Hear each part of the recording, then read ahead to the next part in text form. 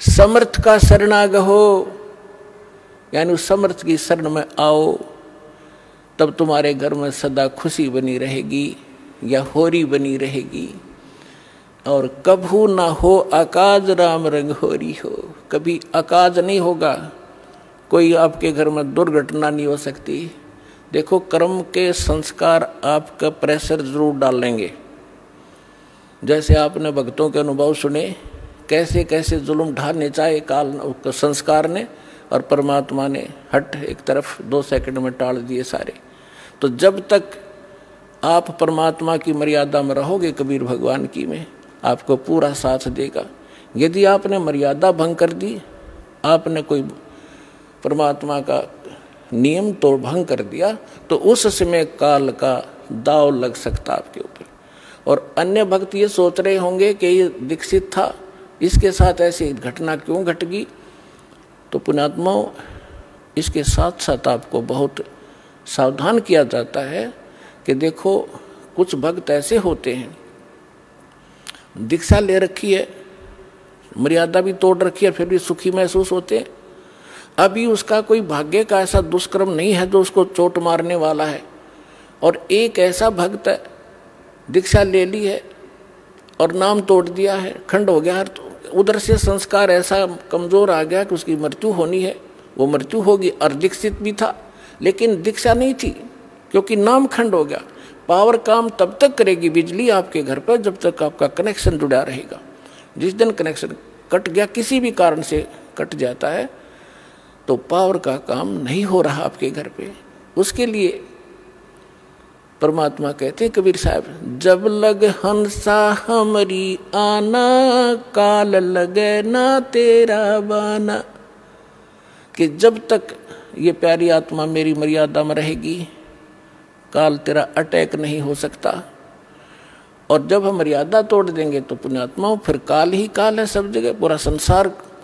हम परमात्मा की शरण में आने के बाद ऐसा समझ लो जैसे समुद्री जहाज में बैठ गए और उस जहाज से नीचे उतरे तो डूबेंगे। कहीं उतर लो, किसी साइड से गिर लो नीचे, तो जब तक आप इस परमात्मा की मर्यादा में रहोगे आपके ऊपर कोई दिक्कत नहीं आएगी। दूसरी बात ये होती है, परमात्मा जो भी आप परमात्मा के लिए लगे हो, कोई दुख में आया है, यहाँ दुख तो आपको फ्री ऑफ कॉस्ट यानी रुंगे में आपको लाभ दिया जाएगा। ये हमारा यहाँ का मेन उद्देश्य नहीं है कि आपको ये सुख दें, लड़का दें, लड़की दें, कोठी दें, बंगले, और कोई कष्ट संकट है, कोई 3 ताप से पीड़ित हो है। केवल इसी उद्देश्य को लेकर हमने ये यूनिवर्सिटी नहीं खोल रखी, ये हॉस्पिटल नहीं खोल रखा। हमारा मूल उद्देश्य है जन्म और मृत्यु के दीर्घ रोग का नाश करने का, ये मूल काम है। इसके साथ साथ हम जो आपको यहाँ की जो और दुख हैं तो वो पहले निवारण किए जाते ताकि आपकी आस्था बढ़े भगवान में। और उसके बिना आप भगवान को पहचान नहीं सकते। अब जैसे कोई ऐसे जादू जंत्र करता था, सिद्धियां दिखाता था, तो धर्मदास जी कह रहे थे कि भगवान वो ऐसा संत है, ऐसे चमत्कार करता है। परमात्मा बोले वो संत नहीं जो चमत्कार करता है, वो महामूर्ख व्यक्ति है। और फिर उसी समय परमात्मा ने कहा कि वो संत नहीं जिसे चमत्कार भी ना हो। ये पुण्यात्मा, एक तो चमत्कार करना ये तो महामूर्ख व्यक्ति के काम है, क्योंकि उसने केवल सिद्धियां ही इकट्ठी कर रखी हैं जो उसके लिए भी घातक हैं और अन्य के लिए भी वो घातक है, क्योंकि उस पर आश्रित हो गया कि वो बड़ा महंत और संत होगा। और फिर कहा कि वो संत ने जिसे चमत्कार ना हो, संत चमत्कार नहीं करता, आप होया करे, उसके पास इतनी समर्थ शक्ति होती है, उसका उद्देश्य चमत्कार करने का नहीं होता, उद्धार करने का होता है। और वो सुख वैसे ही होते हैं जिनको लोग चमत्कार मानते हैं। या तो बिना गिनती के होंगे आपके घर पे, क्योंकि यह समर्थ शक्ति का साथ रहेगा आपके साथ। तो क्या बताते हैं, तो परमात्मा हमें याद दिलाते हैं कि जब तक आप हमारी मर्यादा में रहोगे आपको यहाँ के सारे सुख भी देंगे जिनको आप सुख मानते हो। अब पुण्यात्माओं, जो 3 ताप के कष्ट भी आपके कहीं नहीं कटे।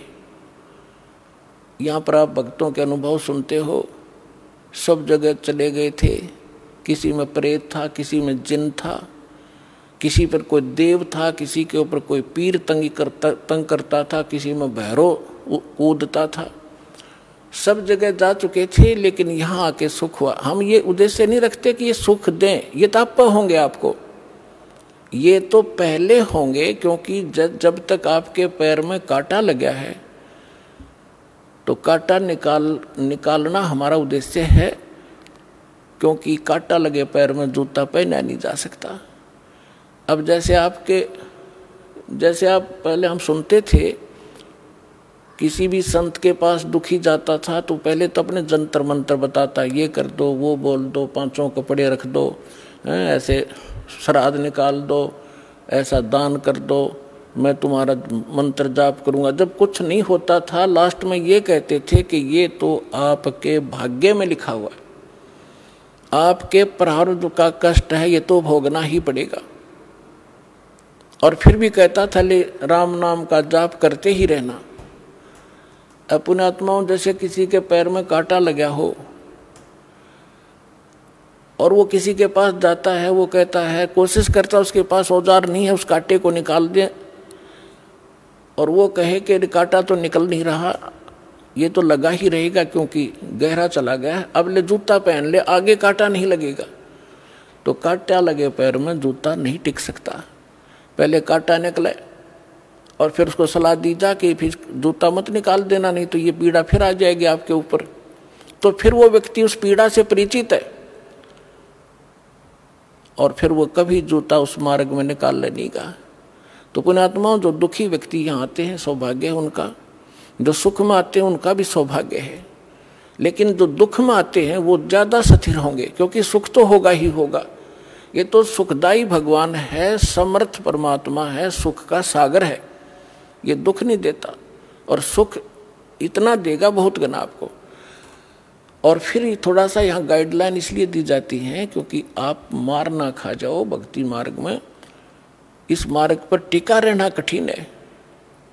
उसके लिए आपको ये फाउल पॉइंट बताए जाते हैं और साथ में गाइडलाइन दी जाती हैं जो आपके इस भक्ति मार्ग में सहयोगी होंगे। अब कुछ भक्त हमारे अन्य दुखियों को लाते हैं अपने पड़ोस से, रिश्तेदारों से, को समझा बुझा के, चलो वहाँ ठीक हो जाओगे, चलो वहाँ ठीक हो जाओगे, जाते सुख हो जाएगा, स्वस्थ हो जाओगे। तो पुण्यात्माओं, क्योंकि आपको मालूम है कि यहाँ ऐसे होता है, लेकिन जो केवल यहाँ इसी उद्देश्य से आता है कि मैं ठीक हो जाऊं बस, तो उसका अगले उद्देश्य से भी परमात्मा परिचित है कि ये केवल झाड़ा लुहान आया है और ये ठीक होया फिर दोबारा नहीं आएगा। तो परमात्मा पुण्यात्माओं, इस दास ने 1994 से लेकर आज तक इस परमात्मा के से काफ़ी निकट सानिध्य का अवसर मिला है, और जो मालिक ने परमात्मा की शरण में इस दास के माध्यम से आने वाले भक्तों के सुख देखे हैं वो अद्वितीय है। लेकिन हमारी जब तक हम ज्ञान से परिचित नहीं होते तो आप कभी भी डगमग हो सकते हो। एक गांव में हमारा भक्त था, उसके यहाँ हम सत्संग करने जाते थे, 3-3 दिन का पाठ करते थे, जैसे यहाँ 3 दिन करते हैं वो पर एक घर में किया करते थे, क्योंकि इस सत भक्ति को हमने बेस बनाकर चलाना पड़ा। एक घर में 3 दिन और 2-2 टाइम सत्संग करते, घर वाले आ जाते, अड़ोस पड़ोस के आ जाते, वो रिश्तेदारों को बुला लेते, तो उनको 3 दिन तक परिपक्व करते ज्ञान से। पहले दिन तो वो कुछ बेदकते, फिर धीरे धीरे सेट हो जाते और फिर उनके सुख देखते। तो उसके पड़ोस में एक लड़की थी, उसके दोनों किडनी खराब हो गई, चारपाई पर लेटी हुई, सारे सोजस आई हुई। उसने कहा कि आ जाओ, तुम नाम ले लो और ठीक हो जाओगे, हमारे गुरुजी से उपदेश ले लो, इनके भगवान कबीर साहब ठीक कर देते हैं। उन्होंने उस लड़की को ले आए, उन्होंने दीक्षा ले ली। फिर कहा, हमने कहा कि एक पाठ कराओ। फिर हम घर में ही करते थे। हम पाठ करने गए 10 दिन के बाद। वो लड़की ऐसे चारपाई पे लेटी हुई, 10-15 दिन उसने थोड़ा बहुत नाम जाप जैसा किया। हम गए तो वो उठा कर लाए उसको। दास भी वही 3 दिन रहता था घर घर पे। तो मैंने कहा, बेटी तू उठ और बर्तन साफ कर। भगत आए हुए खाना खा, जैसे ऐसे भंडारा होता था छोटा, 10-20 भगत 50 भगत आते थे आसपास के। बर्तन साफ कर। तो उसके घर वाले कहने लगे भक्तों से कि ये तो बैठ तो सकती नहीं, कैसे बर्तन साफ करेगी। तो कहा कि आप एक बार इसको बैठाओ, जो आदेश है पालन करो। उसको ले जाकर पीढ़े पर बैठा दिया, जहाँ बर्तन साफ करे थे। 2 घंटे बर्तन साफ करे उस लड़की ने, और तीसरे दिन अपने आप उठ कर चल पड़ी। बोलो सतगुरुदेव।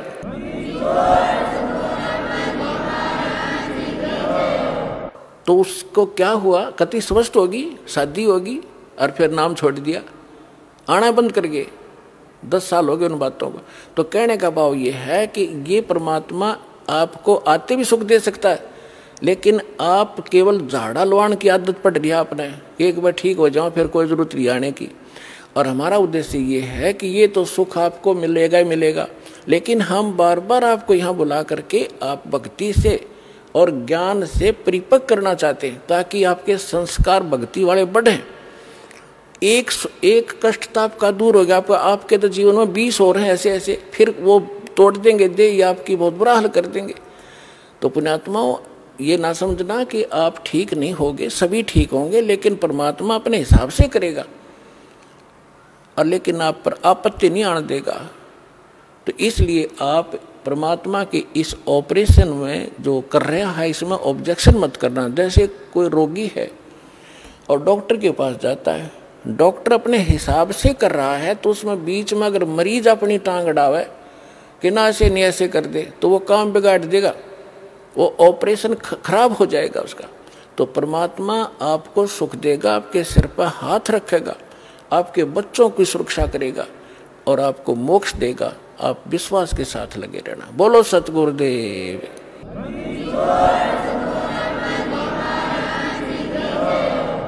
धीरे धीरे रे मना, धीरे सब कुछ हो, माली सींचे सो घड़ा, ऋतु आए फल हो। अभी तक तो आपने बबूल बो रखी थी, सब ने गलत साधना शास्त्र विधि तय कर मनमानी साधना करते थे। अब आपने ये आम का बीज प्राप्त हुआ है, अब आपने बीजा है, इसकी सिंचाई करो। इस सतनाम की, इस मंत्र की, जो भी ये प्रोसेस है पूरा, ये सारा आपके इस जीवन में भी लाभदायक है और मोक्ष भी देगा। तो जैसे आम के पौधे को कोई बीजता है और उसकी सिंचाई शुरू करता है, कहते माली उसके अंदर सैकड़ों घड़े जल के डालता रहता है जब तक वो बड़ा नहीं होता, और जब वो बड़ा हो जाता है, पेड़ बन जाता है, फिर देखना उसके फल कैसे लदपद हो जाएंगे। आप भी खाओगे, अड़ोसी पड़ोसी भी तोड़ ले जाएंगे, अचार बनाओगे और पका के खाओगे, और फिर भी समाप्त नहीं होंगे। तो ये आम का यानी सत भक्ति रूपी पौधा आपने इब बोया है, इसमें थोड़ा समय देना भगवान को।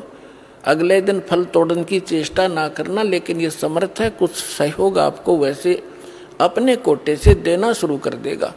समर्थ है ये, अपने भी कोटे से आपको राहत देगा। नहीं आपके संस्कार अच्छे नहीं थे, अच्छे होते तो अब यहाँ दुखी नहीं होते। तो आपको परमात्मा पहले अपने कोटे से राहत देना शुरू करेगा, फिर आपकी भक्ति रूपी पौधे को पेड़ बनाने के लिए ये साधन बताए जाते हैं। दान करो, 5 यज्ञ करो, यहाँ आओ। यहाँ आपको किस लिए बुलाया जाता है? आप देखते हो आपको यहाँ एक मेहमान की तरह रखा जाता है। आपके भाई बहन जो पहले से लगे हुए हैं आपके लिए भोजन तैयार करते हैं, आपके लिए मैट बिछाते हैं, सारी सुविधा करते हैं, ताकि आप परमात्मा के बच्चे हो और आप इस परमात्मा को पहचाने। यहाँ आओगे, कहते हैं संत मिलन को चालियो, तज माया अभिमान, जो जो कदम आगे रखे ओहे यज्ञ समान।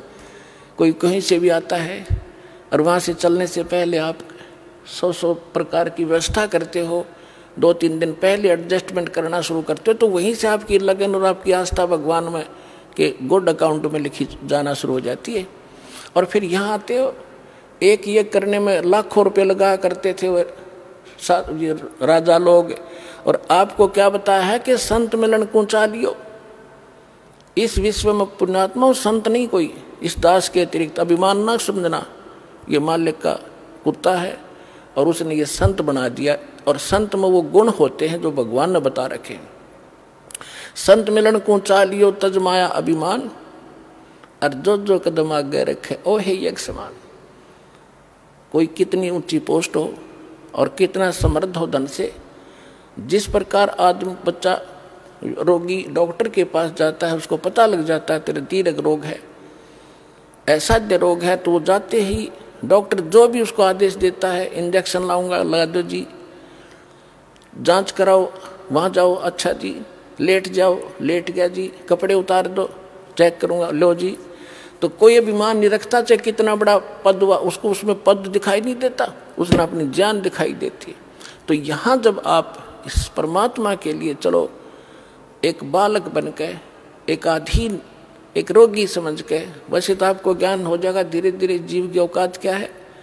अब फुला फिरा बकवाद करे, 2 मिनट में पैरालिसिस हो जावे, बांगा मुंह हो जा, मुंह मक्खी निकले और बड़े इसके अंदर, मुंह बंद भी नहीं कर सकता। तो जीव की औकात का यहाँ पता लगता है इस ज्ञान से, हम क्या हैं, कितना सामर्थ्य है। हम समर्थ की भक्ति करके वहाँ चले जाएंगे जहाँ कोई कष्ट नहीं होता। तो यहाँ कहते हैं संत मिलन को चालियो तज माया अभिमान, और जो कदम आगे रखे ओ है यज्ञ समान।